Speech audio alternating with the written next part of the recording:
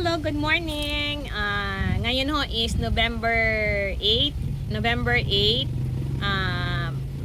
Linisan ho natin ulit yung ating tindahan ha. Kasi ho doon last time is meron ho kaming nakitang mga parang mga baras, ano yun yung lupa na basa, so parang inaanay ng konti. So ngayon puntahan natin doon, November 8 ho ngayon, so lagyan natin yung, ikuha namin lang ha, i-try namin itong sulignom kung kaya niya talagang kunin, and then para mag-start to kami lagay ng ibang mga stocks doon.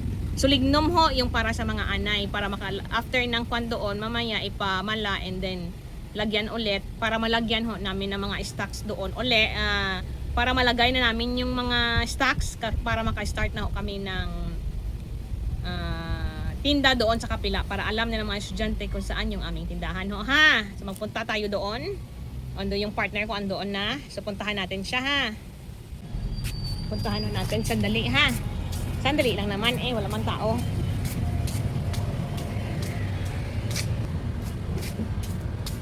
Noy.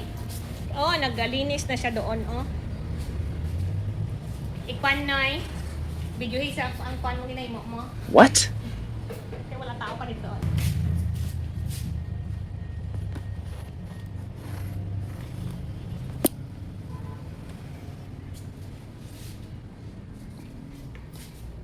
Hello guys, kano? Good morning people. Nilagyan ko na ng sulignom para mawala yung mga pre natin. Ano tayo mga pre natin, no? Iwan ko lang kung effective ang sulignom. Nilagay ko. Okay.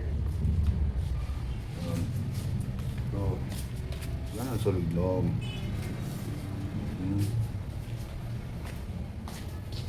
Yan.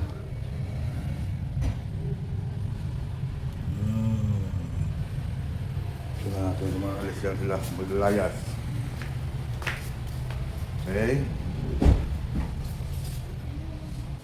So yung nakita niyo ha, yun is partial pa yun siya nagilagyan namin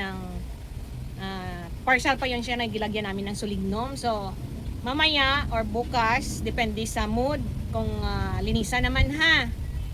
Para mawala yung ating mga friend na anay doon. Kasi kung lagyan namin doon ng mga bond paper na area para sa additional natin na pagkakitaan. Kasi dagdagan namin ng mga iba pang stocks para mabawi natin yung ating monthly na 15,000 no. So dapat ma-okay yan siya para hindi masira yung aming mga mga ilagay doon na mga papel yan ha. So i-check lang natin mamaya ulit or ikuan ko lang ulit next time yung mga result niya kung okay na. Yun lang ho. Thank you and good morning.